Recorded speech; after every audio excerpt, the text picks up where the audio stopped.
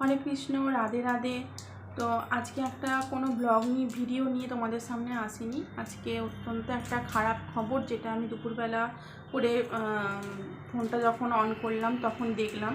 মানে সকাল থেকে বুঝতে পারিনি কিছু, তো যাই হোক, সকাল থেকে তো কেউ আপডেট দেয়নি। তো দুপুরবেলা আমি 4টে নাগাদ ফোনে দেখলাম MS ক্রিয়েটার চ্যানেল থেকে আপডেট দিল যে আমাদের দাদুর সিম্পল লাইফস্টাইলের দাদু উনি আর বেঁচে নেই।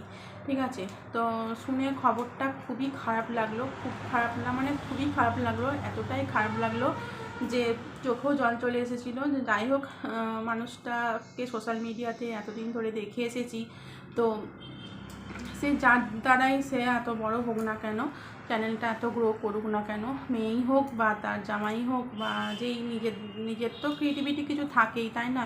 তো মানুষ তো এমনি তো আর দেখে না চ্যানেল, যে যার নিজস্ব ক্রিয়েটিভিটি অবশ্যই থাকে। তো শুনে ভীষণ খারাপ লাগলো। তো আজকে তো সকালবেলা MS ফ্যামিলি চ্যানেলের ভিডিও দেখিনি, সময় পাইনি বলে। তো যাই হোক, পরে যখন চালিয়ে দেখলাম তখন দেখাচ্ছিল যে খুবই অসুস্থ, রক্তবমি করছে বলছিল ওর মেয়ে। তো মন্দিরা বলছিল যে বাবা রক্তবমি করছে। তো তারপরে যখন আয়ার সঙ্গে গণ্ডগোল হলো তখনই ভাবলাম যে হয়তো তার শরীরে সত্যি কোনো ইচ্ছা হয়তো ছিল না যে সে উঠতে পারবে জোর করে বা খেতে পারবে কিছু। কিন্তু যারা সেবা শুশ্রূষা করে তাদের তো দায়িত্ব থাকে যে পেশেন্টকে ঠিকঠাক সময়ে খাওয়ানোর মতন, সেইটাই হয়তো করতে চাইছিল, যে সেসব নিয়ে আর কি ঝগড়া ঝামেলা অশান্তি বেড়েছে। তো মন্দিরাকে বলতে চাইবো যে তুমি অনেক করেছো, এতদিনে অনেক করেছো। মানে আমরা প্রথম থেকে ভিডিওতে দেখে আসছি, প্রথম দিককার ভিডিও, তোমার প্রথম দিন থেকেই তোমার ভিডিও দেখি। তো তখন তোমার বাবাকে নিয়ে সেবা শুশ্রূষা তুমি যথেষ্ট পরিমাণে করে গেছো। একটা মেয়ে হয়ে একটা বাচ্চা মেয়েকে নিয়ে একটা সংসারের দায়িত্ব সামলে, প্লাস একটা বয়স্ক মানুষের এত উনি অসুস্থ, ওনার দায়িত্ব সামলে, প্লাস ইউটিউবের কাজ করে তুমি অনেকটা দেখেছো তোমার বাবাকে, তুমি অনেকটা দেখেছো। এখনও আজকের দিন অবধি, লাস্ট দিন অবধি তুমি যেভাবে শুশ্রূষা করে গেলে, সত্যি আমাদের কাছে ভোলার নয়, আমরা এইসব জিনিস ভুলতে পারবো না, চোখে দেখেছি। আর এটা ইউটিউবটা একটা আমাদের ফ্যামিলির মতন হয়ে গেছে, সেই প্রথম দিন থেকে দেখে আসছি। ভীষণ ভালো লাগছে।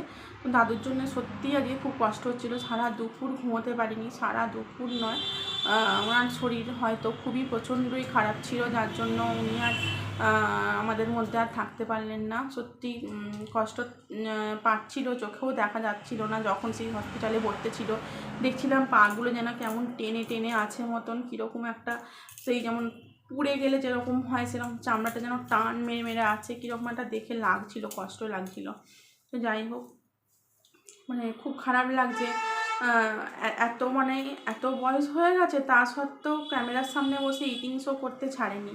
তো চেষ্টা করে গেছে সবসময় নিজস্ব কিছু ক্রিয়েটিভিটিটা দেখিয়ে কিছু পয়সা ইনকাম করে নিজের এটা চালানোর মতন, কিন্তু শেষ সময়টা একদম বিছানায় পড়ে গেল। যাই হোক, মেয়েটা তার সব কিছু খেয়াল রেখে, একদম সব কিছু ঠিকঠাক রেখে, একদম সব কিছু বজায় রেখেছে। এটা মানে দেখে খুব ভালো লাগে আর কি। মন্দিরাকে দেখে এটা আমরা প্রায় শেখা উচিত, আমাদের প্রত্যেকেরই শেখা উচিত যে কীভাবে তাও ঠিক মতন জানে, মানে সব কিছুর দিক দিয়ে মনটাকে শক্ত করে সংসারের হ্যান্ডেল কিভাবে ধরে রাখতে হয়, বা এপাশে বাবার দায়িত্ব একদম ঠিকঠাকভাবে পালন করে গেছে, একদম প্রথম দিন থেকে শেষ দিন অবধি আমি দেখে গেছি। এই কিছুদিন আগে যখন মন্দিরার বাবা মায়ের নামে যখন বলছিল ক্যামেরা অন করে, তখন কী হারে যে বলছিল যে বাবাকে মাছের ঝোল ভাত করে দিয়েছি, কিন্তু নিজের আলু সেদ্ধ ভাত খেয়েছি, যে যার মনোমালিন্যর জন্য বা কিছু। কতটা মানুষের মধ্যে মনের জোরটা থাকে বলে এগুলো করতে পারে, সত্যি অন ক্যামেরা মুখে হাসি রেখে সব কিছুটা। তো ওর মধ্যে অনেকটা সহ্য শক্তি আছে।